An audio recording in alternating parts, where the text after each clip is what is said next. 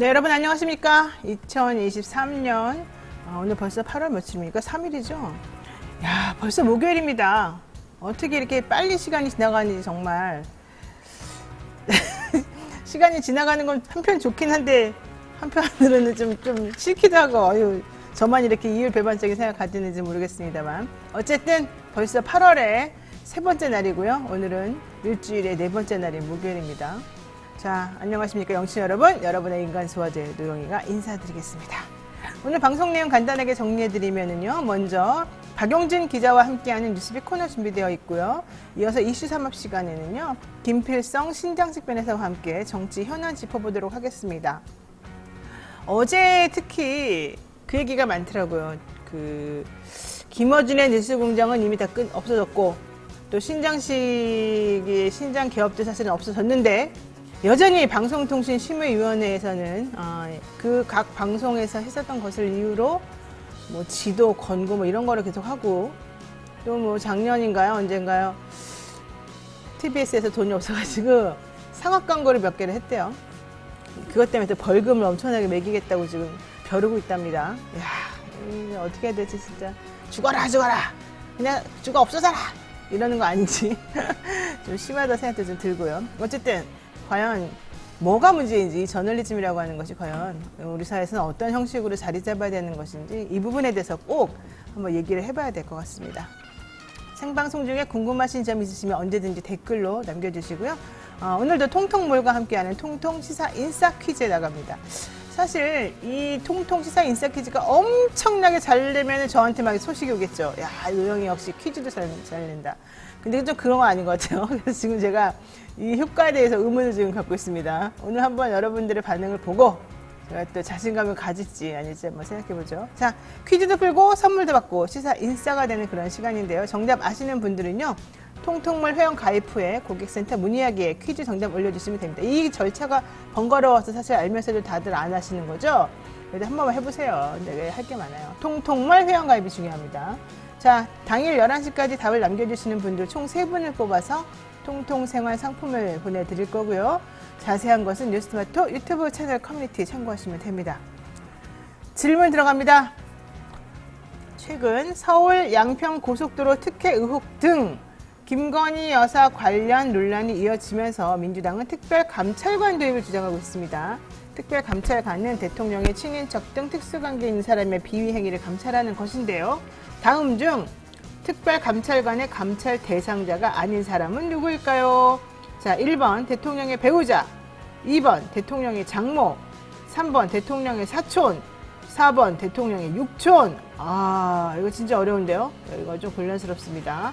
자, 다시 한번 볼까요? 특별감찰관은 대통령의 친인척 등 특수관계에 있는 사람의 비위행위를 감찰하는 그런 사람을 말하는데 특별감찰관의 감찰 대상이 아닌 사람이 있어요. 자, 누구인지 맞춰주는 겁니다. 1번 대통령의 배우자. 대통령 배우자는 매우 가까우니까 감찰해야 되지 않나? 이런 생각하겠죠. 또 대통령의 장모. 장모도 마찬가지겠죠. 대통령의 사촌. 사촌도 뭐 아직까지는 가까운 관계겠죠. 자, 대통령의 육촌. 정답이 뭘까요? 저는 잘 모르겠으니까 여러분들 아시는 분들 많은 참여 부탁드립니다. 통통몰 가입 후에 정답 올려주시면 되고요. 자, 노영의 뉴스 인사이다 본격적으로 시작해 보겠습니다.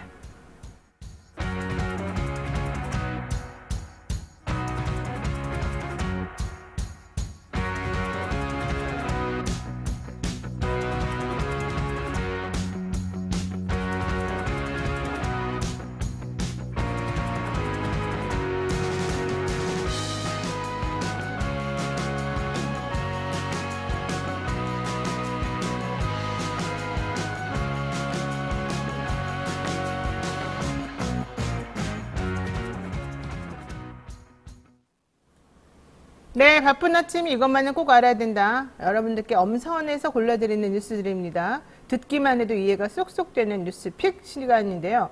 오늘도 박용준 뉴스마트 기자 함께하겠습니다. 어서 오십시오. 네, 안녕하세요. 네, 박 기자님은 요즘에 우리 뉴스픽에 잘 적응하고 계십니까? 네, 열심히 적응하려 들어가고 있습니다. 네, 노력만 하고 있군요. 네, 열심히 잘하고 계시는데요. 자, 김은경 민주당 혁신위원회 위원장. 내가 정치 언어에 익숙하지 않았다. 네. 내가 노력을 했으나 아직 이런 상황에 대해서 정확히 잘 인지하거나 체화되지 못한 상태에서 말 함부로 해서 미안하다. 이제 이런 식으로 일단 사과는 했어요. 예. 그 뭐 공식 사과라고까지 보기는 좀 어렵고 이제 유감 표현 그 정도라고 다들 해석하고 있는데요. 이제 어제 결국 민주당 차원에서 이제 사과했거든요. 이제 어제 전략기획위원장인 한병도 의원이랑 이제 조직사무부총장인 이해식 의원이 이제 서울 용산구에 있는 대한노인의 사무실을 찾아가지고 그 김은경 혁신위원장의 노인 비하 발언에 대해서 당 차원의 사과 입장을 전했습니다. 자, 그런데 사실은 당 차원의 사과했고 양이원영 의원이 또 좀 약간 불을 붙인 격이었어요. 원칙적으로는. 그렇죠. 예. 이게 지금 맥락상 그렇게까지 막 과도하게 노인 비하라고 안 생각할 수도 있었는데 양이원영 의원이 갑자기 페이스북에 글을 올리면서 이게 노인 비하이다 이렇게 딱 해버린 거예요. 이런 건 조금 부적절하지 않았나 생각이 더 듭니다. 그러니까 양이원영 의원이 얘기한 거는요. 이제 지금 투표하는 사람들은 그 미래에 살아있지도 않을 사람들이다. 뭐 이런 식으로까지 얘기하니까요. 얼마나 기분 나빠요. 솔직히 말해가지고. 참, 이러면 욕먹는다고요. 그렇지 않아요? 입장을 바꿔놓고 생각해보세요. 지금 상대적으로 나이가 더 많은 저는 아주 기분 나빠요. 근데 물론 이제 그런 뜻은 아니었다. 이게 이제 민주당과 김은경 위원장의 얘기입니다. 한병도 의원과 이해식 의원도 역시 노인회 방문하면서 미안하다라고 사과를 전하긴 했습니다만은 김 위원장은 아직까지는 구체적으로 정확하게 내가 잘못했다 뭐 이런 얘기는 안 하고 있습니다. 아들과의 대화에서 하고 싶었던 말은 결국에는 젊은 청년들이 정치에 참여해서 뭔가를 바꾸지 않으면 안 된다 이런 말을 하고 싶었다. 요 얘기죠. 결국은. 그렇죠. 예. 자, 어게인 정동영이라고 말이 나와요. 이거 무슨 뜻입니까? 그러니까 민주당에는 그 노인 비하 발언 트라우마가 있거든요. 2004년 이제 네. 정동영 당시 이제 열린우리당 의장이 60대하고 70대는 투표를 안 해도 괜찮다. 그리고 또 이제 유시민 전 노무현재단 이사장이 65세가 넘으면 때려 죽여도 책 있는 자리에 가지 말자. 이제 이미 뭐 유시민 이사장도 지금 65세가 넘으셨고 그렇죠. 뭐 이제 네. 다들 그러셨는데 이게 2004년 총선에 굉장히 악영향을 끼친 것으로 분석되고 있거든요. 그렇죠. 원래 그때 되게 압승하려고 그랬는데 150석밖에 그렇죠. 못 얻어가지고 매우 잘못했던 거였다 해서 약간 트라우마가 그때부터 심하게 있었던 것 같아요. 그러니까 이번 발언 역시도 이제 그 연장선상에서 해석이 되면서 여당은 물론 이제 대한노인의 국가언론회의에서 그냥 들불처럼 일어나가지고 지금 비판을 하고 있는 상황입니다. 네. 그러니까 22살 아들이 왜 나이 든 사람들이 우리 미래를 결정해? 왜 나보다 더 미래가 짧게 남아있는 사람들이 1대1 표결을 해 나랑 똑같이 이제 이런 질문을 본인의 아들이 했다는 거예요. 근데 아들의 질문도 조금 22살을 먹은 아들의 발언이라고 하긴 좀 그래 보이지만 어쨌든 그러니까 결국은 투표장에 젊은 분들이 나와야 의사표시가 된다 뭐 이런 말을 하고 싶어서 내가 이렇게 저렇게 말했다 자꾸 설명을 했는데 솔직히 저는 그거는 매우 부적절하고 잘못된 것이다 라고 생각합니다. 정동영 우리 당 의장 60대 70대 투표 안 해도 된다. 유시민 전 노무현재단 이사장 65세 넘으면 때려 죽여도 책임 있는 자리 가지 마라. 이건 매우 잘못된 발언이거든요. 자, 김은경 혁신위원회가 사실 위원회에 올라와가지고 제대로 한 것도 없으면서 사고만 친다. 지금 이런 반응들이 많죠. 지금 이제 혁신이 무용론까지 나오는 상황인데요. 이게 이제 김 위원장이 최근에도 초선 의원들이 이제 소통에 서툴다고 하면서 코로나19 당시 이제 학력저하가 일어난 현상에 이제 여기다 빗댄 거도 결국 이제 사과했거든요.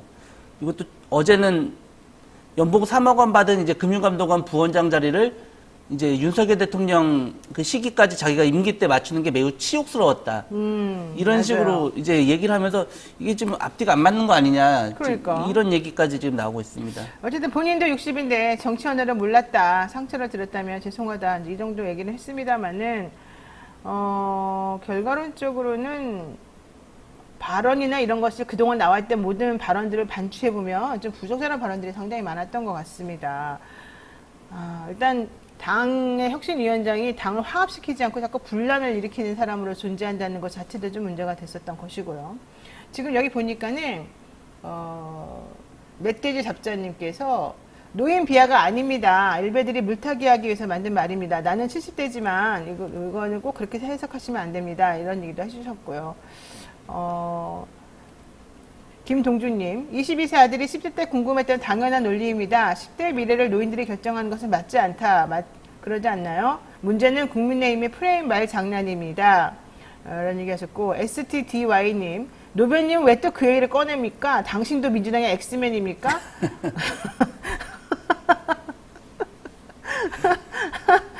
저는 민주당의 엑스맨도 아니고, 뭐, 민주당의 프로맨도 아닙니다, 여러분. 예. 저의 정체성은 그냥 제가 아참을 정하겠지만, 그러지 않습니다. 예. 얘기가 나왔으니까 알려드리는 거고요. 이정희님, 민주당 사소한 걸로 꼬투리 잡히지 말아라. 손톱만큼만 잘못해도 하이에나들처럼 달려든다. 네, 저는 그냥 객관적인 입장에서 안타까운 상황을 좀 설명을 좀 드린 겁니다. 자, 두 번째 이슈 말씀해 주시죠. 이번에는 이제 코로나19 이후 처음 열리는 국제대회라는 25회 세계 스카우트 잼버리 대회 관련 소식입니다. 1일부터 12일까지 전북 부안군 새만금 매립지에서 잼버리가 열리고 있는데요. 첫날부터 무려 400명 이상의 온열 환자가 발생하고 있다고 합니다. 네.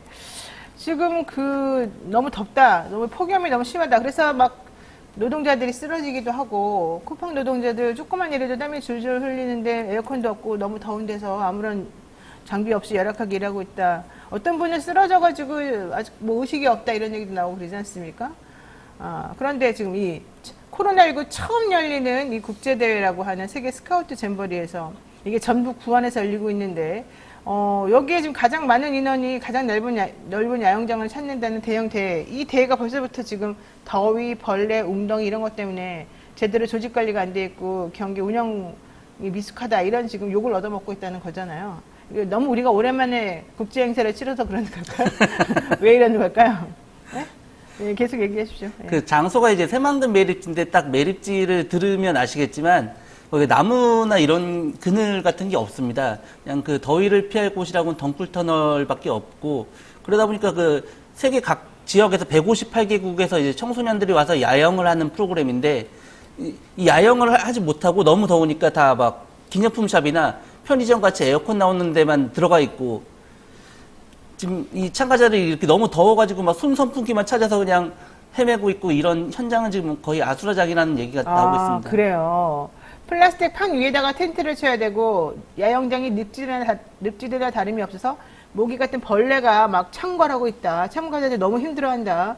특히 SNS를 통해 가지고 지금 이 세계 최악의 대회다 이런 식으로 토로하는 글들이 많이 쏟아지고 있다 이런 얘기입니다. 그러니까는 조직위는 이걸 좀 제대로 수습해야 되는데 그렇게 또 안 하고 좀 수습 방관하고 있나 봐요. 가까운 병원까지 가는 것도 40분 이상 걸린다고 그러고, 이러다 보면은 준비도 엉성하고 480억이나 들은 거는 뭐 제대로 이 건물 사용하지도 못하고 있고, 진입도로도 아직도 공사 중이라는데 왜 이렇게 엉터리 같이 이걸 했을까요? 전북 민중행동과 평화와 인권연대 환경운동연합에서도 공동성명을 냈다고요? 그러니까 이 대회 장소나 시기가 이게 적절치 않다는 얘기가 많이 나오고 있는데요. 네. 그래서 그 전북 지역 시민단체들도 이 행사를 전면 취소하거나 아니면 아예 대회를 좀 중단해야 되는 거 아니냐, 이런 비판까지 하고 있는 상황입니다. 영웅 김재규님, 잼버리 가다가 잼병 되겠어요. 잼병 걸리겠어요. 전기도 안 들어온다는데 여기가 지금 이 무더위에 그런 행사를 왜 합니까? JSW님. 그렇습니다.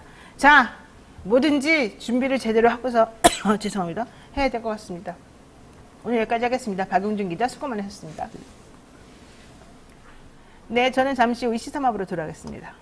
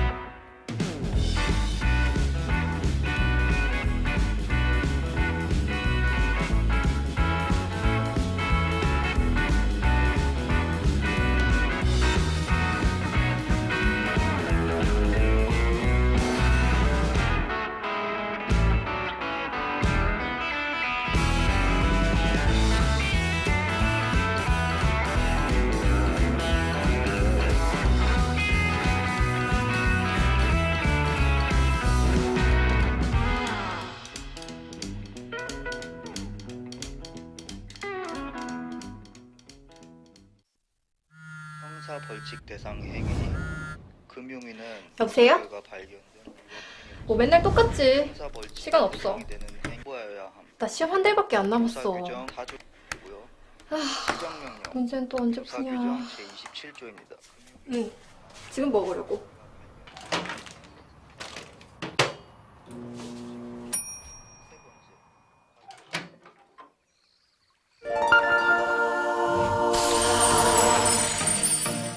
걱정 마세요.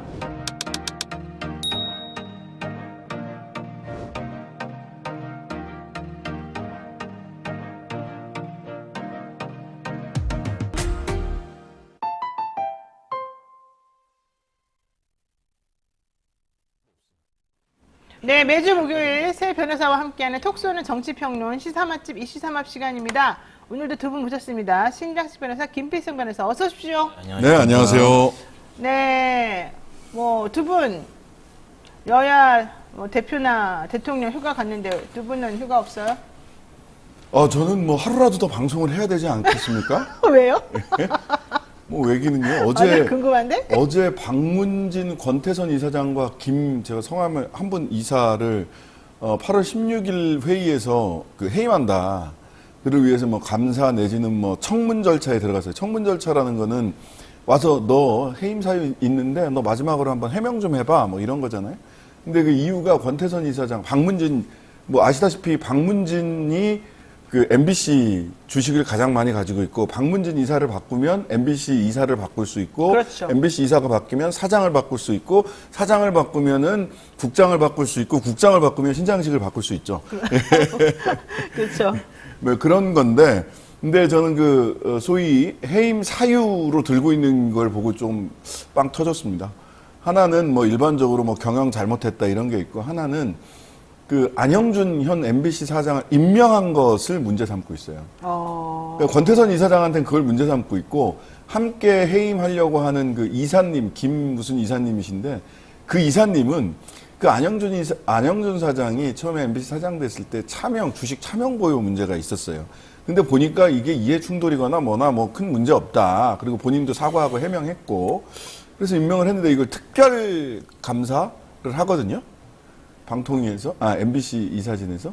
근데 김 이사님은, 특별감사에 참관인이었는데, 아무 일도 안 했다라는 게 해고 사유입니다. 참관인이면 뭘 안 해야 되는 게 당연한 거 아니에요? 그러니까요.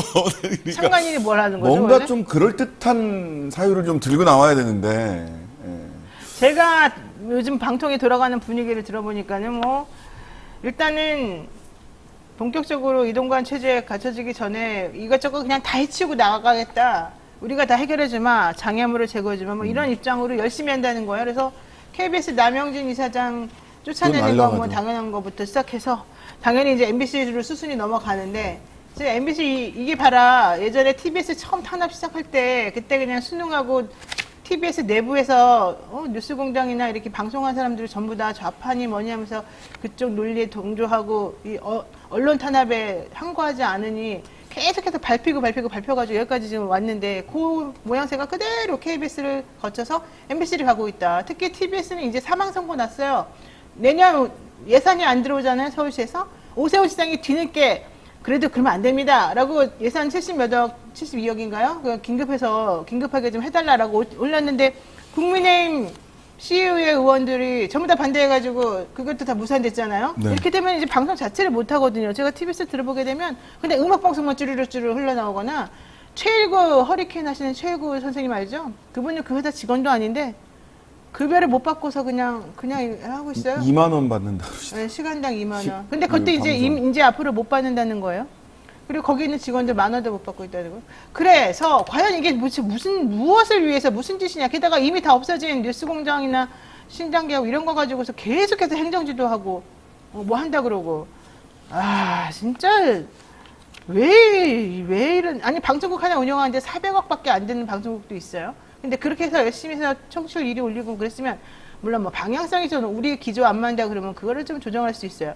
이미 그래서 다 떠났잖아 벌써 1년도 넘게. 그런데 왜 아직까지 그거를 미련을 못 버리고 아주 그냥 사망 선고를 내고 그냥 불을 그냥 붙여가지고 뭔가를 잔해도 안 남게 만들어 버리고 싶은 건지 참 갑자기 그 얘기 왜 나왔죠?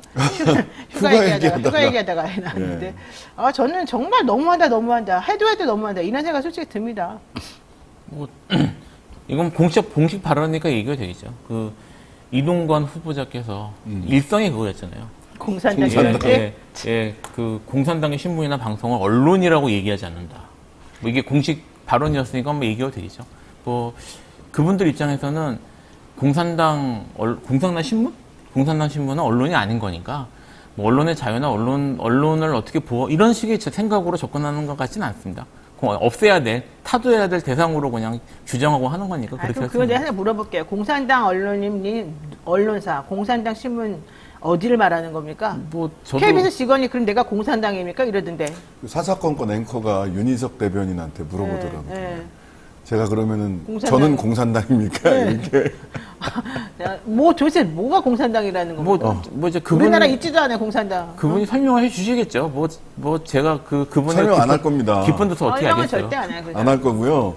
그 어법이 그렇잖아요. 공산당은 여러분들 마음속에 있어요. 이거다. 국민들이 다 압니다. 당사자도 다 그치, 압니다. 국민들은 알 것이다. 당사자도 알 것이다. 우리는 국민만 보고 간다. 그래서 가슴에 손을 얹고 생각을 해보는데 저는 공산당인 적이 단 한 번도 없습니다. 세상에. 야, 이제 하다 이제 모든 국민을 다 공산당으로 만들어버리고. 우리도 공산당이에요?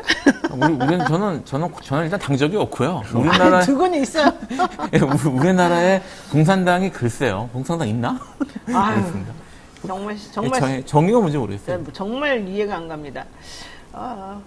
자, 오늘은 코너 속 코너 대신 이 이슈 한번 짚어보려고 합니다. 1일 날이었습니다. 뉴스버스가 한동훈 법무부 장관이 검찰 내부망 메신저인 이프로스를 통해서 특정 검사의 보고를 받았다. 이런 의혹을 단독 보도하니까 김어준 씨가 자기 유튜브에서 아직도 본인을 검사라고 생각하느냐. 한동훈은 검사가 아니다. 이렇게 말했답니다. 그러니까 이 법무부에서는 무슨 소리냐. 법무부 장관도 원래 이프로스 계정에 자동으로 부여되어 있었다. 그렇지만 난 이프로스를 통해서 보고받은 적이 없고 그것을 통해서 뭐 한 적도 없다. 그래서 무슨 싸웠어요. 그래서 법무부에서 공식 입장도 나왔어요. 김어준에 대해서 너 자꾸 그런 식으로 하면 안 돼. 이렇게 나왔는데 무슨 얘기입니까 도대체 이 얘기는. 설명 좀 해주시죠. 저는 이제 여기서 팩트와 주장을 좀 갈라서 봐야 되는데요. 좋아요. 먼저 지금 이프로스에 여기 법무부도 인정한 건데 이프로스에 한동훈 장관은 계정이 있는 것이 인정을 했어요. 본인이 있고 자동으로 알람이 뜬다고 그다음에 그랬어요. 법무부 장관 그 컴퓨터에 컴퓨터를 켜면 자동으로 로그인 된대요. 그럼 이프로스 메신저에 항상 법무부 장관이 깜빡깜빡 로그인 한 사람, 그렇지. 자리에 있는 사람 이게 뜨는 거예요. 그러면 여기에 법무부 장관이 이프로스에 자동 로그인 되는 것이 적절한가? 당연한 것이냐? 적절한가? 여기에 대해서 얘기를 해야 돼요. 네. 근데 그거를 무슨 자동 로그인 핑계를 대잖아요. 자동이건 반자동이건 검찰들이 그 안에서 이야기하고 검사들이 하는 자리인데 공문서가 오가는 자리인데 그런 자리에 법무부 장관이 야 지켜보고 있다. 깜빡깜빡. 깜빡깜빡 메신저에 떠요. 이게 적절합니까? 검찰의 독립성, 중립성에 이게 어떤 영향을 끼치겠습니까? 난 지켜보고 있다 이거 하고 있는 건데 이 부분에 대해서 적절한 해명이 있어야 돼요. 첫 번째. 자, 이프로스라고 하는 거는 검찰 내부 메신저망입니다. 내부망입니다. 네. 그 다음에 두 번째로는 노웅래 그 의원 이 체포동의안 네. 국회에서 처리할 때 나와가지고 부스럭부스럭 부스럭부스럭 돈봉투 소리 났다 이런 얘기를 했는데 그거를 의혹을 제기한 건 혹시 이프로스를 통해서 보고받은 거 아니냐 사사건건 그렇죠. 이 얘기였어요.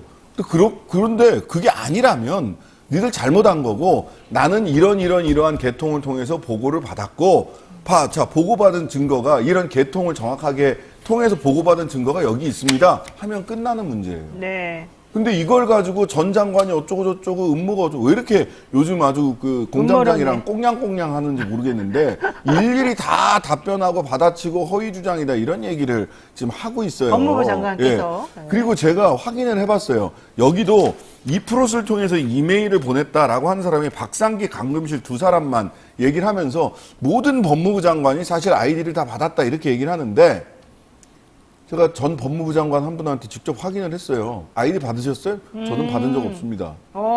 그 장군님에게 물어보셨군요. 장군이요? 장관. 전직 법무부 장관한테 그러니까 물어봤어요. 전직 장관 중에. 네, 장관님 한 분한테 아니 아이디 받으셨어요? 이프로스? 저는 받은 적 없습니다. 장관은 법무부 아이디를 통해서 법무부 직원들과 그렇지. 소통합니다. 법무부 아이디를 통해야지 개인 아이디를 주지 않는 거죠. 네.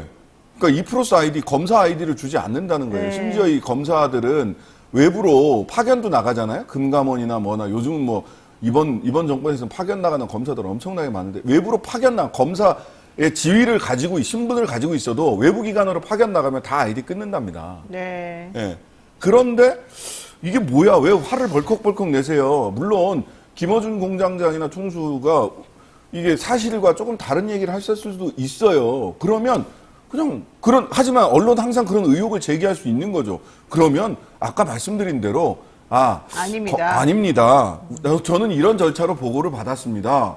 그리고 거기에 적절한지 안 한지 검토해 보겠습니다. 라든지 아니 뭐 법무부 장관이 검사 아이디 가지고 접속하는 건 적절합니다라든지 해지 무슨 뭐 컴퓨터 자동 로그인 핑계를 대고 있어요. 근데 제가 보기에는 그것보다도 이럴 것 같아요. 이분이 검사 출신이잖아요. 그리고 검사를 오랫동안 이 프로스에 접속해서 활동을 해왔어요. 사실은 검사 뭐 중앙지검에 있을 때도 그렇고 어디 있을 때도 그렇고. 그럼 본인의 검사로서의 개인 한동훈 아이디가 있단 말이에요. 살아있단 말이에요. 근데 이분이 법무부 장관이 됐다고 해서 갑자기 이걸 죽이진 않았을 것 같고 그냥 그거는 그거대로 살아있는 거 아니에요? 파견 가면 죽인대요. 아예 죽인대요? 아니 뭐 그 얘기인 즉슨 제가 들은 바로는 파견을 나가면 검찰청 바깥으로 외부 기관으로 파견을 나가도 검사 신분을 가지고 있다고 하더라도 접속을 못하게 한다는 겁니다. 근데 법무부하고는 지금 상시적으로 자동으로 알람이 뜰 정도인데 그건 안 맞는 말이잖아요. 아니 그러니까요. 아니, 법무부 장관이 별도 아이디를 부여받았다는 거거든요. 지금 그러니까 이 얘기는. 저는 그래서 별도 아이디 부여받는 거 따로 개인 아이디 아직 살아있는 거 아니냐 이걸 제가 그건 의문을 모르겠습니다. 제기하는 그런 거예요. 의혹 제기를 하는 것도. 그거 제가 의문 제기하는 거예요. 왜냐하면 검사님이니까 자기가 아이디를 가지고 있잖아요.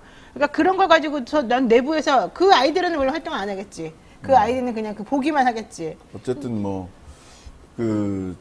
메신저 이름이 뭘로 돼 있는지 궁금합니다.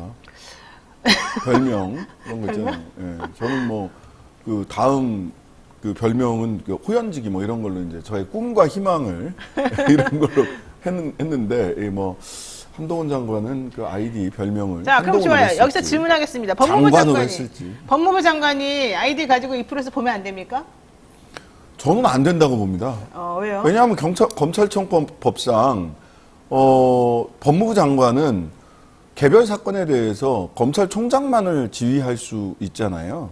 그렇죠. 예, 법무부 장관은 검찰의 독립성을 지켜줘야 되는 자리가 있는 거고요. 근데 거기에서 매번 그런 메신저로 왔다 갔다 하고 공문서가 왔다 갔다 하는 그 자리에 아까도 말씀드렸잖아요. 법무부 장관이 야 검사들 지켜보고 있다. 내가 지켜보고 있다.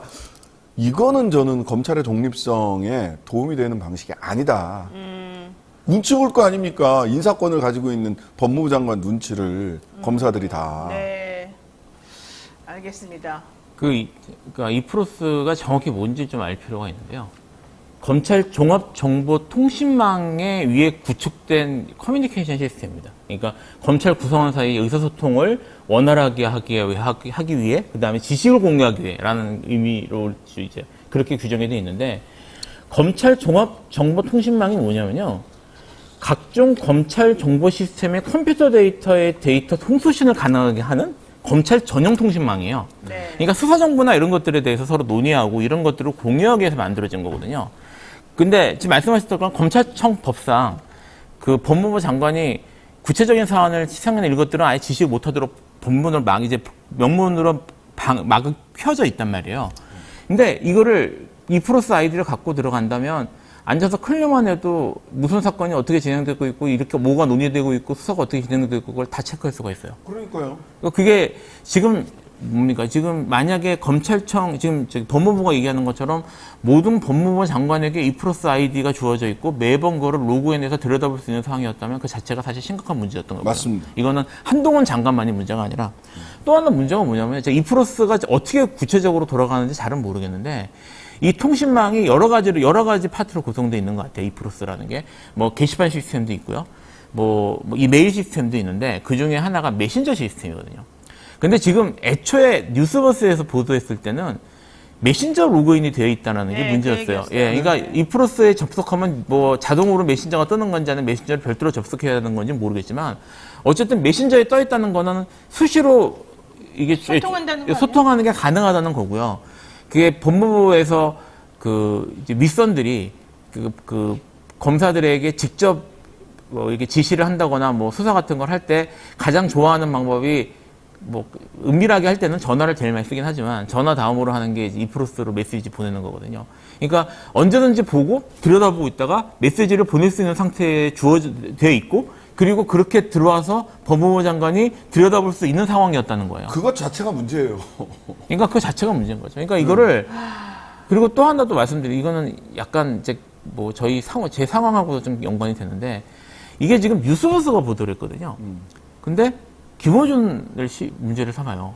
그 전에도 전에도 김어준의 그거 휘발 그것도 영수증 가지고도 지금 휘발. 지금 그래서 그리고 그다음에 김종대 천공 얘기도. 예, 그래서 우리가 있는데 거기다가 뭐라고? 나도 했는데. 그래서 이게 김어준에 대해서 김어준이 나가서 이제 유튜브를 하면서 한동안 좀 조용했거든요.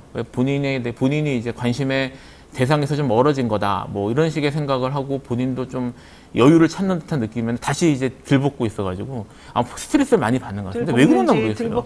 들볶임을 뭐 하는 건지 잘 모르겠지만. 예, 왜 이건 사실은 작정하고 한 사람 치는 것 같은 느낌이 좀 듭니다. 이건. 그러니까 이제 너무 영향력이 큰 메신저가 있으면 그 메신저를 잡아야 이게 뭔가 좀 된다. 특히 지금 요즘 이제 유튜브에 대해서 촉각을 곤두세우고 있거든요. 방통위에서. 그러니까 그래서 좀 그런 거 아닐까 싶어요. 이게 지금 아까 사실 연결되는 건데요. 원래 이제 유튜브는 방송이나 이런 언론 이런 식으로 규율하기가 쉽지가 않거든요. 이게 언론 쪽에서 계속 유튜브 영향이 커지니까 언론 쪽에서 계속 기성 언론 쪽에서 유튜브도 해야 된다 이런 얘기를 하는데 유튜브를 하기 시작하면 언론의 경계가 모호해져요. 맞아요. 제가 예를 들어 제가 개인적으로 나가서 제가 생각하는 시사나 이런 것들에 대한 유튜브를 하면 이건 언론으로 봐야 될까요? 사실 그런 경계가 애매해지는데 이거를 유튜브를 그런 얘기하는 사람 다 잡기 시작하면 정치적 자유, 발언의 자유까지 발언을 못해요. 못하게 되는 거라 그래서 사실 쉽지 않은 거거든요. 그러니까 어떻게 보면 김어준 씨가 그쪽으로 간 것이 그런 방송 영역에서 몰아내서 그쪽으로 사실 몰려간 거지만 이제 여기에 대해서 직접적인 방통이나 이쪽으로 하기 어려워지니까 지금 이런 식으로 일종의 봉쇄수단 방식으로 계속 이걸 가는 거라고 볼 수 있는 거죠. 지금 보니까 이제 소위 진보와 보수로 나눠지는 유튜브 매체들의 크기를 계산을 해봤더니 그 우측 혹은 보수라고 불리는 분들의 100만 넘는 유튜브 채널이 한 3-4개 정도 된다 그러더라고요. 근데 오히려 보수가 아닌 그 진보라고 불리는 매체들은 더 많대요.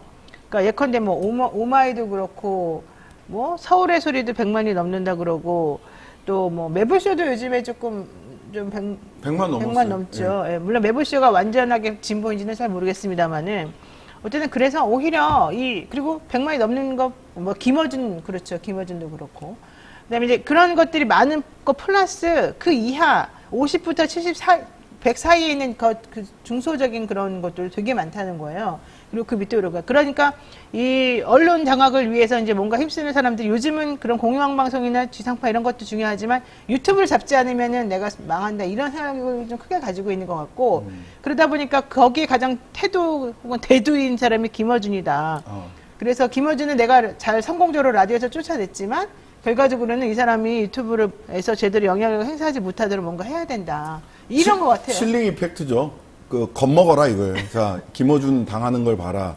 니네들 조심하고 겁먹어라 이런 건데 저는 좀 사실은 왜 또 그런가 하면 걱정이 되나 봐요. 그러니까 뭐가 걱정이 되냐면 소위 보수 또는 극우 유튜버들이 유튜브를 중단하고 공직으로 가고 계시잖아요. 그렇죠. 통일부 장관도 그러시고. 네, 김영호 씨. 그다음에 공무원 교육원인가? 그쪽도 그렇고요. 엊그제는 이런 뉴스도 나왔습니다. 민영삼 씨도 글로 간다는 얘기가 있어요. 한국환경공단 상임이사로 극우 보수 유튜버이자 펜앤마이크 기자인 차모 씨가 상임이사로 가셨어요. 그러니까 이렇게 보수 유튜버들이 유튜브를 버리고 자꾸 공직으로 가니까 이 유튜브 생태계도 좀 균형에 맞춰서 이렇게 좀 정리정돈을 해야 되지 않겠느냐, 뭐 이런 생각을 하지 않을까. 극우 유튜버들도 자꾸 공직으로만 가지 마시고, 한동훈 장관이나 대통령 걱정하지 않게 유튜브 활동 열심히들 하세요. 그렇군요. 어쨌든 하여튼 그런 지금 분위기에 힘입어서 타겟층을 조금 잡고 있는 건 아닌가 생각이 들었습니다. 자, 계속해서 보죠. 한동훈 장관 이야기 나왔으니까 이 수사준칙 개정안 입법 예고 이걸 얘기 안 할 수가 없습니다. 경찰이 지금 현재 가지고 있는 수사 종결권을 축소하고 검찰이 끝낼 수 있게끔 뭔가 다시 원상 회복시키겠다. 이게 한동훈 장관인데 한동훈 장관이 왜 이렇게 하냐 물어봤더니 국민들의 억울함을 풀어주기 위함이다 이랬어요. 국민들의 억울함을 풀어주기 위해서 경찰의 수사 종결권을 축소시키고 다시 내가 뺏어온다. 이게 맞는 말입니까? 말이 안 되는 소리죠. 아무리 생각해도 말이 안 되는 것 같은데. 이게 지금 국민의, 이런 식의 논리들, 그러니까 그 전부터 뭐 6대 범죄는 검찰에게 남겨준 것부터 시작해서 이런 식의 논리들 밑에 깔려있는 숨은 전제들이 있습니다. 검찰이 경찰보다 우수하다. 그럼. 예, 그리고 경찰이 더 수사를 잘한다. 라는 이런 식의 전제들이 깔려 있는데요.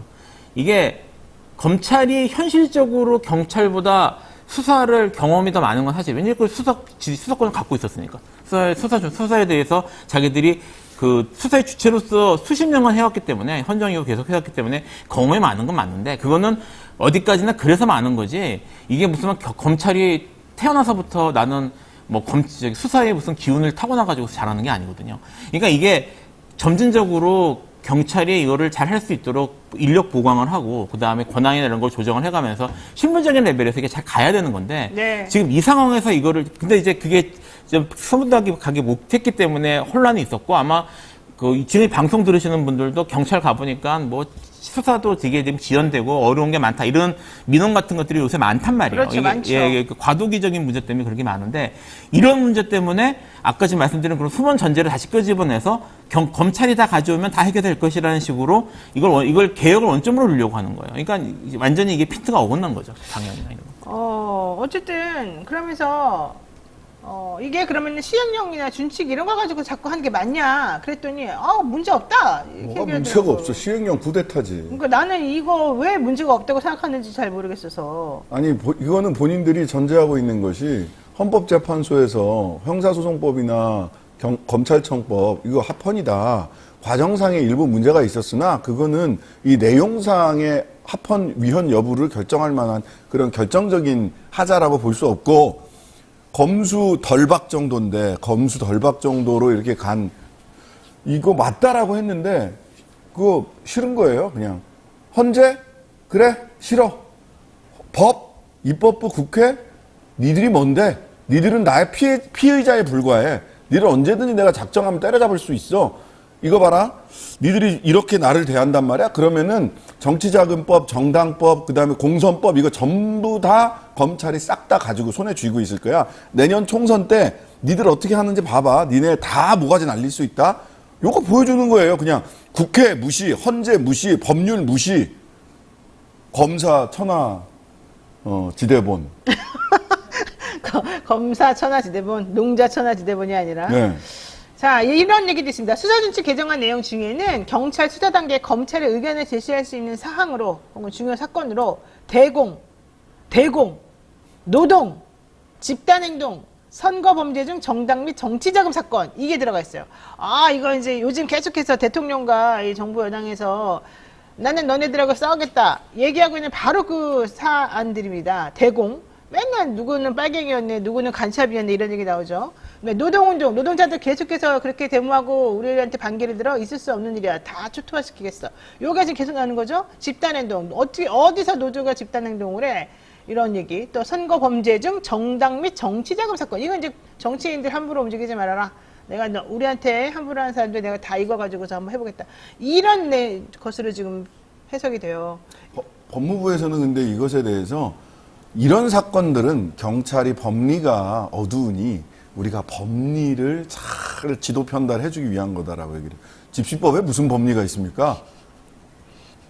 왜요? 집시법에 법리가 있죠. 아니 얼마나 어려운 법리가 있냐. 죄송합니다. 집시법에 전문가들이 계시니까. 이게 이른바 공안 사건들이잖아요. 공안 사건들이 쉽게 얘기하면 정치와 관계된 사건들이에요.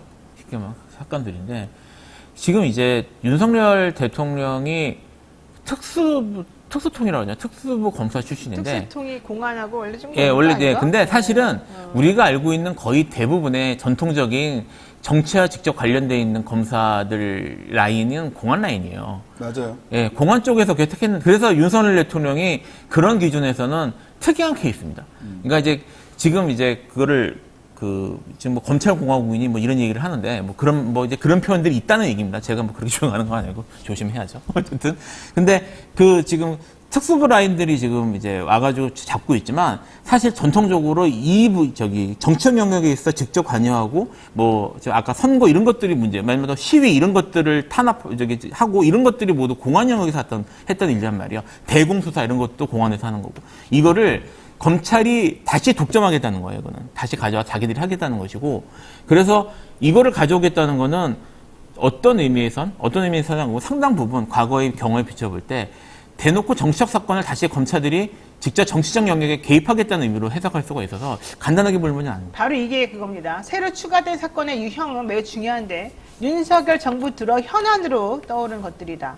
대공수사는 국가보안법 위반 사건과 형법상 간첩죄에 관한 것이고, 집단행동수사는 집회 시위와 관련된 것이고, 노동사건 수사는 노조의 파업 등을 다룬다. 선거범죄 중 정당 및 정치자금의 경우 민주당 돈봉투 의혹과 같은 정당법, 정치자금법 위반 사건이 여기에 해당이 될 수 있기 때문에 모두 현 정부의 주요 관심사이고, 정부는 건설 현장의 노동조합의 갈치 폭력 단속을 명분으로 건폭몰이를 하는 등 노동자들의 집단행동에 강경 대응하고 있는데, 이번에 이런 걸 집어넣음으로써 마음 놓고 영향력을 행사하겠다.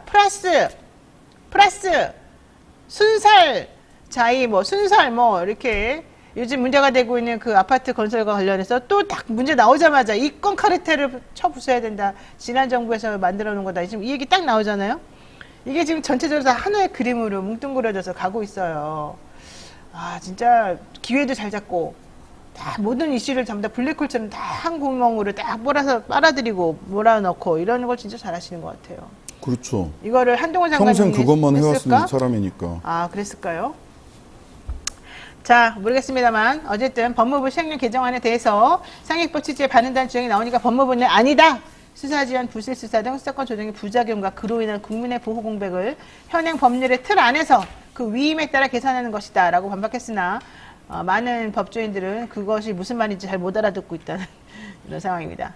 자, 그러면은 경찰은 뭐 합니까? 경찰들은 그렇게 하거나 말거나 이제 당신들이 똑똑하니까 우리는 가만히 시킨 대로 하겠어. 당신들이 이렇게 하면 하고 저렇게 하면 저렇게 하겠어요. 라는 겁니까? 아니면은 왜 이렇게 잠잠할까요? 유사명 씨 혼자만 지금 못 벗었어요.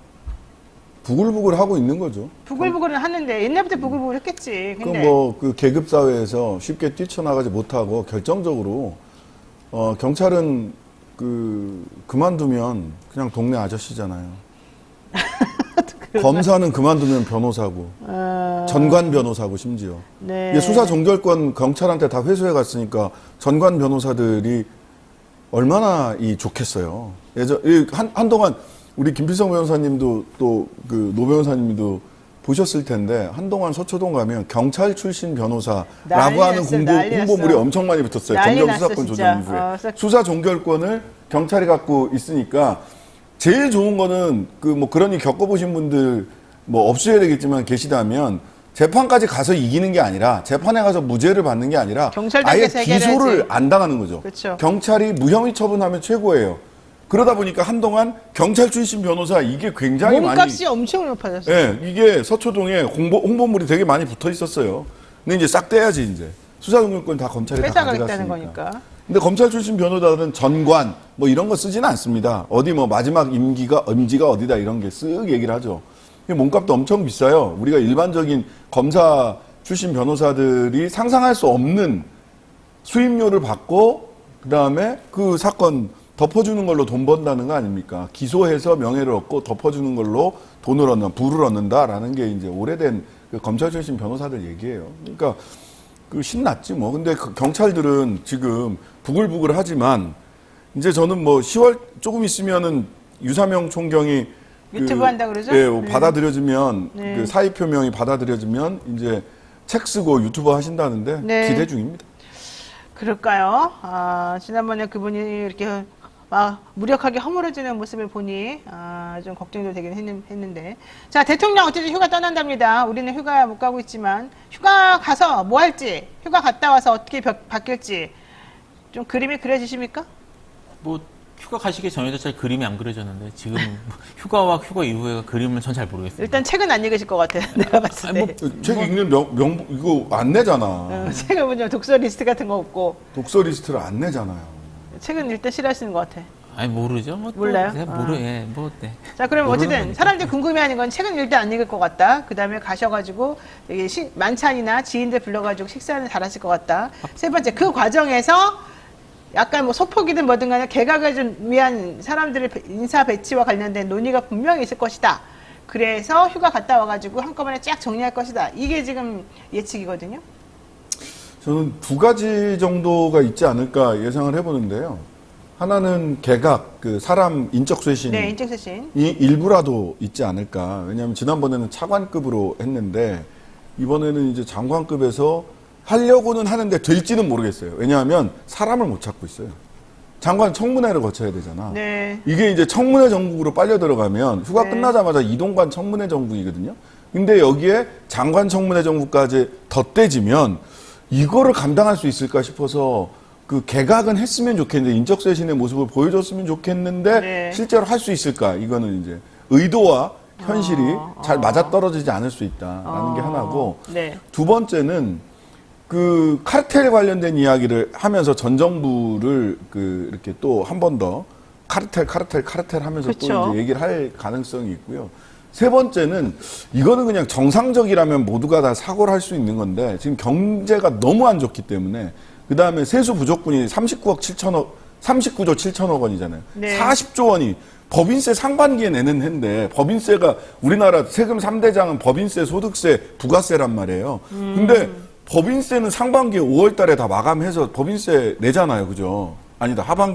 상반기에 내는 거 맞습니다. 상반기에 네. 법인세 내는데 이게 이제 법인세가 40% 남짓 거쳤어요. 그러면 하반기에는 거둘 방도가 없어요. 더 거둘 수 있는 방도가 없어요. 그러면 세수가 어디서? 내년치 절반 예납 받는 거 뭐 이런 정도인데 세수 대책이 없거든요. 그러면 정상적이라면 작년에 부자 감세한 거를 되돌려야 돼요. 근데 그렇게 안 할 거란 말이에요. 여기에서는 무척 일관되거든요. 부자 감세하는 거에 있어서는. 예? 그러면 경기 활성화밖에 없어요. 경제가 안 좋아서 그런 거다. 세금이 덜 거친 건 경제를 활성화해야 된다.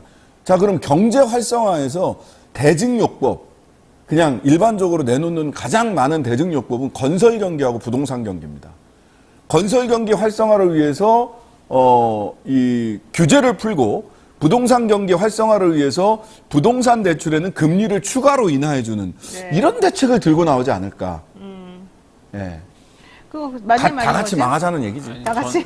저는 사실 좀 이게 이 질문 자체가 좀 저한테는 어려운 게요.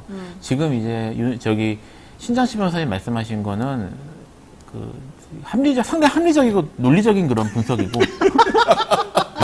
예, 그게 맞아요. 맞는데, 사실 이제 제가 이 질문 듣고 처음 생각난 게, 휴가를 가실 때, 휴가 가셨을 때 하신 말씀이 뭐냐면, 가겠다고 하시면서, 수요 복구에 너무 열심히 집중을 하시고, 전념하셔가지고 좀 쉬어야겠다라는 게 이유였거든요.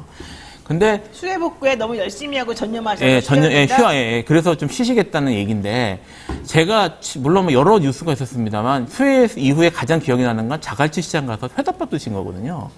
그래서, 이게. 외국 갔다 오셔가지고. 장어였어. 장어였어요. 물론, 그거 말고 이제 카르텔 얘기하신 거, 이런 것들밖에 기억이 안 나서, 과연 가셔서 쉬시면 어떤 전국 구상을 하실지 제가 잘 예측이 안 됩니다.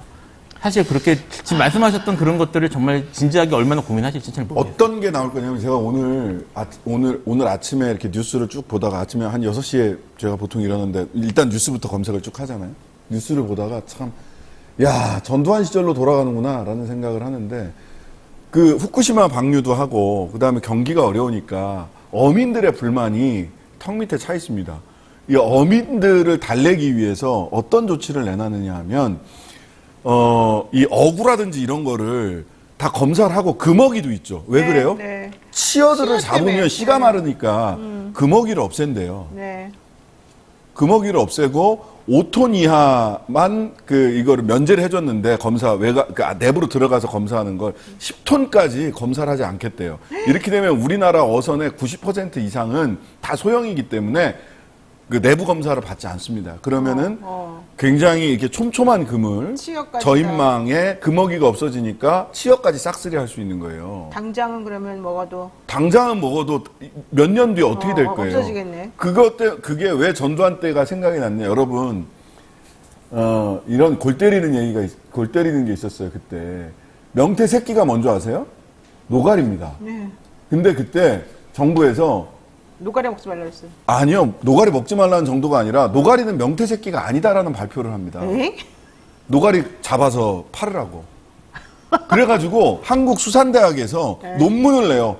아무리 연구를 해봐도 노가리는 명태 새끼입니다라는 논문이 나와요. 어머나 세상에. 이게 당장 눈앞에 보이는 정치적인 목적으로 노가리는 명태 새끼가 아니다라고 하는 정부 발표가 있었어요. 그게 정부가 이렇게 발표하면 사실이 되는 겁니까? 아니 그래서 노가리를 잡았다니까. 그래서 우리 지금 명태 못 먹잖아. 명태 없어요. 대한민국에. 물론 그것은 수온 상승의 영향도 있지만 그 치어를 싹싹 말렸던 겁니다. 근데 지금 금어기 없애고 그다음에 저인망 코 작은 다 이거 오케이 금을 해주고. 그거 10톤이야 뭐 면제해서 오케이 해주고 이거 당장에 어민들의 불만을 어민들의 불만을 좀 무마하겠다고 야. 이런 말도 안 되는 대책을 저도 갔다 와서 그런 대책식의 뭐 규제 해소, 손톱 밑에 가시 제거, 그게 무슨 규제 해소예요? 전봇대 나라를 뽑기 망하는 뭐 거지. 이런 얘기 많이 들어봤잖아요. 이런 식의 대책이 나올 가능성이 있는 게 아니냐. 아이고. 예. 노가리는 명태 새끼가 아니었습니다. 전두환 시절에는. 근데 바뀌었어요? 이제 노가리는 논문이 나왔다니까. 내가 그 논문까지 찾아봤어요. 논문이 나왔어요. 논문이 한국 아니, 해양대학인가 아니, 수산대학인가에서. 아니 학자들도 진짜 좀 일관적이게 좀 행동했으면 좋겠어. 어느 정권에서 오다 내리면은 노가리가 갑자기 명태 새끼가 아닌 게 되고 어느 정권에서 얘기하면은 갑자기 명태 새끼가 되고 뭐 이렇게 이런 건가요? 그러면 안 되는 거잖아요, 원래. 뭐 지금 이 정권의 특징 중에 하나가 과학을 참 좋아한다는 건데요. 네, 할 말이 정말 많습니다만, 뭐, 비슷한 일들이 현재, 얼마 전에도 지금도 계속 반복되고 있으니까, 그런 것 같습니다. 근데 진짜 답답한 게요. 이게 이제 왜 그러냐면요. 정부가 지지율이 높지 않고, 즉, 지지율이 낮아요. 그리고 경제가 엉망진창이 되어가고, 뭔가 돌파구가 안 보여요. 그렇게 되면 할 수 있는, 지도자라는 사람들이 할 수 있는 건 일단은 눈에 보이는 뭔가 성과를 보여줘가지고 사람들을 달래는 거거든요. 그 가장 쉬운 게 우리나라 맨날 그동안 해왔던 거잖아요. 막 건설 부동산 경기를 막 인위적으로 부양시키는 거. 또 하나는 지금 내년이나 내후년은 어떻게 될지 몰라도 어쨌든 내가 집권한 이유는 어떻게 되거나 말거나 일단 현재로서는 우리가 미래를 위해서 많이 좀 참고 양보하고 그랬던 모든 것들을 그냥 다 풀어주는 그런 거예요. 사탕 발림하는 겁니다. 사탕 발림. 이게 이제 조사모사가 바로 이제 그런 일식이겠죠. 근데 그러한 일을 하고 싶은 유혹을 지도자들은 느끼게 된다는 거죠. 근데 그렇게 한번 하고 나면 눈앞에서는 달콤하지만 결국은 온몸이 썩어 들어가는 그런 상황을 맞이할 수밖에 없는 거라 그게 참 걱정입니다. 자. 대통령 이번에 또 이권 카르텔 얘기했습니다. LH 발주 아파트 부실 시공 논란 관련해서 그러면서 전 정부가 잘못한 거다. 그러니까 또 국민의힘에서 신나가지고 국정조사 하겠습니다. 이래요. 자, 양평 고속도로 국정조사 하자 그랬더니 그거는 안 된다. 무슨 위원회 만들어가지고 검증을 한번 해보자 이러더니 이제는 또 LH 발주 아파트 부실 시공 논란은 이권 카르텔이기 때문에 이거는 전 정부 탓이니까 국정조사 해야 된다. 이렇게 말하고 있습니다. 자, 이거 팩트 맞나요? 이런 주장들? 일단 무량판 구조라는 게요. 무량판 구조가 지금 뭐예요? 무량판 구조라는 게 이게 이제 아파트 제가 이제 관련 업무를 좀 해봐가지고. 그것도 다 있었어요? 예, 안 한 게 없구나, 제가 대한민국에서. 제가 네. 뭐 어디 단체에 그거를 했거든요. 저기 뭐 분양가 심의위원을 좀 했었거든요. 네. 이게 벽식 구조, 그다음 무량판 구조, 뭐 이런 식의 세 가지 구조 방식들이 있는데. 무량판 구조가 공식적으로 전부터 있던 방식이고 이 자체가 문제가 있는 게 아니에요. 근데 네.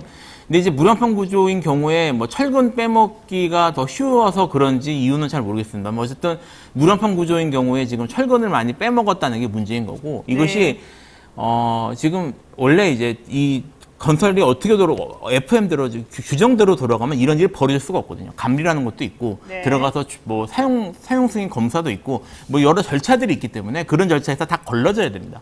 근데 이제 지금 이것들이 걸러지지 않았기 때문에 문제인 거고 왜 그런 일이 벌어졌는지 이런 것들이 만연해 있는지에 대해서 조사를 해봐야 되는 건 사실인데 네. 지금 문제는 이제 무량판 구조 자체에 문제가 있는 것처럼 가는 게 하나 있고요. 또 하나 말씀하신 것처럼 이권 카르텔? 뭐 이권 카르텔이 있을지는 모르겠어요. 뭐 그 내에서 왜냐하면 이게 감리하고 다 짜야지 가능할 수는 있는데 이권 카르텔이라는 용어가 지금 그 전 정권 그 다음에 뭐 특정 인물, 특정 사람, 특정 사안을 정쟁화시켜서 지금 공격하는 수단으로 사용되는 프레임이란 말이에요. 이거 그렇게 끌고 가고 있는 게 사실 문제입니다. 할 거면 지금 그런 식의 감리에 문제가 있는지, 그 다음에 이것이 왜 사용 승인이나 이런 과정에서 또는 뭐 이런 여러 규제나 아니면 이런 승인 과정에서 왜 안 걸러졌는지를 제대로 들여다보는 게 필요한데 그것이 과연 그 본질적인 것이 과연 얼마나 조사가 될 수 있을지 이대로 가면 이런 게 걱정인 거죠. 그러니까 대책을 세우는, 그러니까 국민들이 지금 이 건에 대해서는 무슨 걱정을 하고 있어요? 혹시 우리 아파트도? 네. 내가 사는 집도? 그럼 무너질 먼저 것 해야 돼요? 같아. 무량판만이 문제가 아니고 혹시 혹시 문제가 새로 분양하는 거나 지금 건설된 지, 완공된 지 뭐 얼마 지나지 않은 이런 거에 문제가 있는지를 그거를 좀 점검해 달라는 게 국민들의 가장 큰 바람일 거예요. 국정조사로 전국에 있는 아파트들 점검할 수 있습니까? 못해요. 그거는 그거야말로 전문가들과 현장에 계신 분들이 현장에 나가서 문제를 해결해야 되는 거예요. 근데 그걸 국정조사하재. 여의도 국정조사 하는 여의도 의사당 안으로 가둬두자는 거예요. 그러면 다른 목적이 있는 거죠. 이권 카르텔이 있으면 깨긴 해야 되는 거 맞아요. 네. 다른 목적이 있죠. 뭐예요? 국토위 상임위를 바쁘게 하겠다는 겁니다. 서울 양평 고속도로에서 국토위에다가 또 하나 폭탄을 하나 던져서 뭘로 국정조사할래? 라고 하는 서울 양평 고속도로 국정조사 물타기 하려고 하는 거죠. 작은 목적이 있어요. 그리고 근데 이 목적을 달성하기 위해서는 지금 현장을 먼저 점검하는 게 우선이지 국정조사를 툭 끌고 나오는 게 우선이 아니에요. 그럼 그 다른 목적이 뭐야? 딴 게 아니죠. 서울 양평 고속도로 국조 물타기지. 논리적으로 그렇게밖에 생각이 안 되잖아요. 그러니까 지금 사실은 필요한 건 뭐냐면요. 반드시 조치를 해야 될 문제인데 지금 현장에 어떻게 돌아가고 있는지를 일단은 확인을 하는 게 하나 필요하고요. 그럼요. 지금 또 하나 문제가 뭐냐면 지금 이른바 순살 아파트들, 문제 있는 아파트들 재시공 안 한다면서요.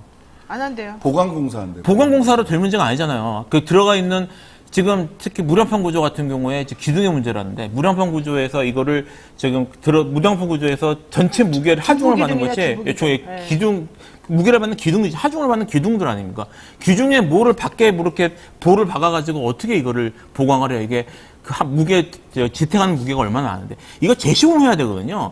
사실 하려면 이런 것들이 제대로 해야 돼요. 와서 건설사가 망하는 한이 있어도 사실은 이거는 책임을 지도록 만들어야 됩니다. 근데 여기에 대해서는 얘기 없이 국정조사 얘기가 나오잖아요. 아니 그리고 전 정권 지금 탓을 하는 게 말이 되는 거예요. 이 지금 문제가 있으면은 그것과 관련해서 공사를 한 건설사와 그러니까 시공사, 이 설계사, 감리사 일단 이 사람들이 어떤 책임을 졌는지 현재 무슨 구조적인 문제가 있어 위험한지 국민들이 그 집에서 계속 살아도 되는지 안 되는지 이거부터 정리하면서 조치를 취해야 되는 거 아니에요? 그러니까 여기다가 왜 뜬금없이 전 정부 얘기를 하는 거예요? 순서가 현장 점검해야 되고요. 그렇죠. 두 번째로는 설계도의 잘못인지, 그러니까 하자에는 오시공, 네. 미시공 이런 게 있단 말이에요. 네. 오시공은 설계도는 제대로 되어 있는데 잘못 시공한 게 오시공. 미시공은 설계도는 제대로 있는데 아예 시공을 안 한 게 미시공. 이렇게 하자가 이렇게 크게 분류가 돼요. 인허가를 제대로 내줬는지 봐야죠. 설계가 들어갔을 때 그 확인해가지고 제대로 인허가 내줬는지 봐야죠. 근데 지금 15개 감리도 아파트 중에 마찬가지고. 10개는 설계도 자체에 결함이 있다는 거거든요. 아이고. 그러면은 건설사한테는 그게 큰 책임이 없어요. 그러네요. 건설사도 책임이 있지만 실제로는 10개 아파트는 설계 자체에 결함이 있었기 때문에 이 설계도를 시행사한테 물어봐야 인허가 해주고 설계를 누가 했는가를 봐야 되는 그렇죠. 거예요. 그러면 그 단계, 그럼 설계가 다 제대로 돼 있음에도 불구하고 오시공, 미시공이 있었는지 이게 차근차근 하자 진단을 해 나가야 돼요. 근데 그런 거 없이 야 국정조사, 야 국토위에 일감 좀 몰아줘라. 서울 양평 때문에 다들 너무 집중하고 있으니까 요거 일감 좀 몰아줘. 이런 거 아니에요? 국정조사 물 좀 타봐. 서울 양평은 국정조사가 필요합니다. 왜냐하면 이 노선이 휘어나가는데 정치 권력이 개입했느냐. 근데 이거는 전문가들이 현장 조사만 해서 알 수 있는 게 아니잖아요. 그렇죠. 그러니까 국정조사가 필요하지. 근데 이거는 현장 조사가 1번이에요. 그러니까 항상 1번, 2번 이런 거 구분을 안 하고 그냥 무조건 일단 전 정부 먼저 때리고 그 다음에 은근슬쩍 넘어가면서 뭔가 눈을 가리는 듯한 그런 부분이 사실 가장 큰 문제라는 겁니다. 자, 다음 시 한번 보겠습니다. 지금 문제가 되는 김은경 혁신위원장 노인 비하 논란이 좀 불거졌습니다. 그런데 이때 당시에 김은경 위원장이 윤석열 대통령을 향해서 이런 말도 했어요. 내가 윤석열 밑에서 임기를 마쳤다는 것이 되게 부끄럽다 그랬나?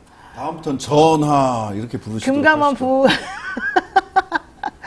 자, 그랬더니 국민의힘에서 왜 대통령한테 대통령이라고 안 부르고 윤석열이라고 말했냐? 이제 이러면서 각하라고 할 판이야? 지난번에 김건희 여사라고 안 그러고 김건희 씨, 뭐 김건희라고 말했다고 한창 난리를 쳤었었는데 이제는 또 대통령에 대해서 대통령 호칭 안 붙였다고 김은경 위원장은 사퇴와 혁신위에서 그러니까 사퇴해야 되고 혁신위는 해체해야 된다 이런 주장을 하고 있습니다.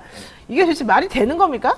아니 뭐 저는요 근데 그런 생각은 있어요. 이게 뭐 이거 갖고 이렇게 난리치는 것 자체가 사실 적절한지는 있지만 김은경 위원장이 어쨌든 혁신위 위원장이고 공식 발언 같은 걸 할 때는 조심해야죠. 예, 조심하는 게 맞는 거예요, 사실은. 네. 그거는 저는 이거는 김은경 위원장이 뭐 사퇴하라 뭐 이건 사실 경적 공격이지만 뭐 노인 발언도 그렇고 이게 위원장 혁신위 위원장으로서 사실 혁신안에 대해서 집중을 해서 그쪽을 집중을 해야 되는데 본인의 정치적 액션이나 이런 것들에 지나치게 좀 집중한 게 아닌가라는 맞습니다. 생각이 좀 들어요, 사실은. 네, 그러니까 그건 그거고, 그건 뭐 당연한 얘기고, 네. 뭐 여기 양이원양 의원도 또 오해를 부르는 그런 말을 또 페이스북에 써가지고 그냥 아예 쐐기를 박았는데, 어쨌든 그런 부분에 대해 사과는 했습니다만 좀 더 조심하는 게 맞죠. 근데 이제 그것과 별개로 또 대통령 호칭을 안 붙였다는 걸 가지고 지금 또 다른 쪽으로 시선을 돌려가지고 지금 공격을 하니까 과연 그게 맞냐는 거잖아요. 윤석열 전하께서 심기가 불편하시오. 저도에 가 계십니다. 사실 뭐 다음부터는 전하라고 불러드립니다. 이 문제로 정점을 찍었던 건 저기 노무현 대통령 때의 그때 야당이죠. 그때 그렇죠. 예, 아예 그 연극을 했잖아요. 네. 연극을 치밀하게 짠 그 대통령 모욕을 위한 연극까지 만들어졌던 분들께서 이렇게 얘기하는 거는 뭐 이게 지금 사실 좀 어이가 없긴 없습니다. 어떤 연극을 했었죠? 그때 노무현 때? 환생경제라는 환생경제. 나경원 뭐 이런 분들이 네. 주요 출연자였습니다. 그래요? 예. 세상에. 그러니까 노무현 전 대통령 정말 온 곳에서 온 사방에서 압박을 받고 말 한마디 했다고 탄핵을 한 해 만에 그 난리를 치고 막 그 지경이 되었군요. 근데 우리 대통령님 저보고 우리 시청자들이 님자 붙이지 말라고 그러고 우리자 붙이지 말라고 막 그러는데 뭐 안 그런다니까요. 그러면 안 된다니까요. 지금 보셨죠? 조심해야 된다니까요. 자, 마지막 이슈 이거 하나만 여쭤보겠습니다. 이게 있잖아요. 문화일보 단독이었는데요. 2021년 대선 당시에 김혜경 씨 낙상 사고 관련해서 가짜 뉴스를 퍼뜨렸던 게 가세연입니다. 생각나십니까? 그때 김혜경 씨가 낙상 사고를 당했는데 남편 이재명으로부터 맞아서 그렇다. 막 이러면서 아주 그냥 대선 경선할 때 그 이상한 말도 안 되는 이거를 가세연이 엄청나게 열심히 말을 퍼뜨렸었어요. 그래서 그것 때문에 지금 재판이 이뤄지고 있습니다. 법원에서 김혜경 씨를 증인으로 불러서 이재명 당시 지사였죠. 폭행 당했냐 이렇게 묻는다고 합니다. 법정에 세워서 증인으로 불러서. 법정에 이거 말이 세워서 이걸 정말. 어떻게 보십니까? 아휴, 한심하다. 왜 핵심 증인이니까 물어봐야 되는 거 아닙니까? 왜 그래야 됩니까? 아니, 진실된 사실이라고 하는 것을 입증해야 될 책임은 가세연에 있어요. 검찰에게 있어요? 있고 가세연에게 있어요. 네. 그러니까 검찰이 이 입증 책임이 있는 거고, 가세연이 거짓말했다라고 하는 입증 책임이 있는 거고, 가세연은 진실된 사실이고 최소한 진실로 믿을 만한 충분한 정황이 있었다는 걸 가세연이 얘기를 해야 되잖아요. 네. 거기에 왜 김혜경 여기는 뭐라고 불러야 돼? 김혜경 여사라고 불러야 돼? 뭐라고 불러야 돼? 김혜경 김혜경 씨라고 부르는 씨를 거죠. 법정에 세워서 이재명한테 맞았어요? 이거 방송에 내고 싶은 거예요, 지금. 그러니까 그림을 보여주고 싶은 거죠. 아, 사람들에게. 어떻게 지금 그쪽에서는 어떻게 대응하고 있습니까? 제가 그 사건을 맡은 게 아니라서 잘은 모르겠습니다만 뭐 저기 법원이 소환하면 출석을 안 하기는 어렵겠죠. 누구 측 증인입니까? 이게 가세현 측 증인이에요? 검찰 증인이에요? 저도 정확하게 모르겠는데 이게 지금 오로지 진실 이런 것들은 아마 구두상 미부성 조각서의 문제일 테니까 그쪽에서 부르지 않았을까요? 가세현이 불렀을 가능성이 커요. 피고원 쪽에서 불렀을 가능성이 근데 클것 그거를 같긴 해요. 왜 법원에서 받아주냐고. 받아주냐고. 가서 이재명한테 받았습니까? 그거 언론에 그 헤드라인 뽑아 뭐 법정에서는 부인 이렇게 나오겠지. 저 맞았습니다 이렇게 얘기를 하겠어요? 그러지도 않았고 다 소명했잖아. 병원 가 낙상해갖고 병원 가서 그때 그 당시에도 다 소명했잖아. 그 김혜경 씨가 만약에 그 수사 과정에서 나가서 진술을 했으면 뭐 진술조서 부인하는 식으로 불릴 수 있을 텐데 그러진 않았을 것 같거든요. 처음 부르는 것 같아요. 예, 처음 부르는 거니까 진술조서 부인하는 방식으로 부른 건 아닌 것 같고 그렇다면은 피고인 측 증인일 가능성이 높을 것 같아요. 저는 이 증인 신청을 받아준 법원이 내용을 봐야 되겠지만 네. 순진한 척 하는 건지 정말 세상 물정을 몰라서 그런지 이 증인 신청을 왜 하고 이 증인 신청의 효과가 정치적으로 어떻게 악용될지 이런 거를 전혀 모르고 사는 사람들인지 저 하늘나라 스카이캐슬에서 사는 판사들인지 아니면은 알고도 저러는 건지 둘 다 비판받아 마땅합니다. 어느 쪽이든. 지금 윤관석, 이성만 그 의원들에 대한 체포영장이 지난번에 발부가 안 되고 그때 한번 기각이 돼서 불체포 특권 그거 네네. 국회의원들 국회에서 투표했다가 국회에서, 그때 안 됐었잖아요.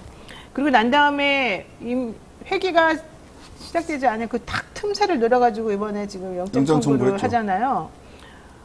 그러면 그 결과가 이제 어떻게 될지는 모르겠습니다.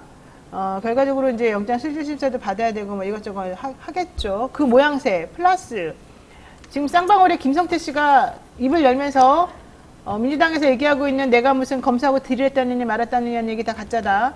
나 엄청나게 지금 현재 무거운 혐의로 기소되고 있고 뭐 당신들 때문에 힘들어하고 있는데 나 자꾸 건드리지 말아라. 지금 이 얘기가 지금 계속 나오고 있고 이화영 부지사의 이 종용 검찰이 회유하고 종용했다 제대로 된 말을 못하고 있다고 부르짖은 그 부인은 검찰에서 6번 부르더니 안 나가니까 아프다고 이제 안 나가니까 아예 피의자로 전환해가지고 뭐 입건했어요. 돈을 피의자로. 받았네 말았네 하면서 입건을 지금 해놨어요. 여기 플러스 지금 김혜경 씨가 만약에 와가지고 재판에서 뭔가 증인으로 서서 남편에 대한 얘기 뭐 내지는 두 부부간에 있었던 사사로운 얘기를 만약에 하게 된다. 모양새가 정말 끝내주지 않습니까? 그런데다가 8월 달에 지금 영장을 또 다시 이재명 대표에 대해서 청구 한 해 만에 지금 돌아가고 있는 중이에요. 이 일련의 상황들이 가져올 후폭풍이 어떤 걸까? 이 나비 효과를 어떤 식으로 지금 말을 할까? 저는 상당히 차라리 좀 상당히 그렇습니다. 예. 하실 말씀 있으실까요? 아니 뭐. 하실 말씀 있으실까요? 아니 저 그런 생각은 들어요. 김배경 씨라고 하더라도 사법 절차에서 뭐 예외나 이렇게 뭐 꼭 처리해야 되는 건 아니니까 필요하면 부를 수는 있을 것 같은데 지금 필요한 상황이었을지는 좀 의문이긴 하네요. 보세요. 내가 왜 얘기를 하냐면 김남국 의원도 마찬가지예요. 김남국 의원도 그 코인 놔두고 난리 쳤는데 권영세 통일부 장관 코인 엄청나게 많이 해도 지금 그 얘기 쏙 들어가고 있죠.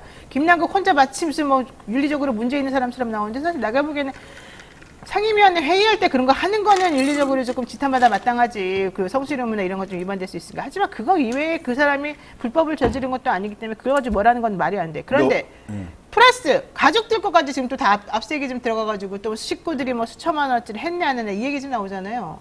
이게 지금 너무 형평이 안 맞는다는 거예요. 이게 그냥 한 라인으로 쭉 크게 연결이 된다는 거예요. 그다음에 김성태 씨가 잡힐 편지에 보면 왜 나를 깡패라고 부르냐 이 얘기도 있거든요. 네, 누가 맞아요. 했어요? 그거는 한동훈이 한 거예요. 김성태가 깡패입니까? 그러니까 깡패입니다. 이렇게 얘기했어요. 그러나 또 이재명 대표가 했다는 식으로 뭐 페이스북에 썼다는 식으로 또 막 기사가 나오더만. 그러니까 한동훈 장관에 대해서도 뭐라 했어. 근데 그 얘기는 잘 안 나와. 네. 참. 김성태 씨가 깡패입니까? 하고 국회에서 물어보니까 깡패입니다. 이러잖아. 장관이. 그렇죠.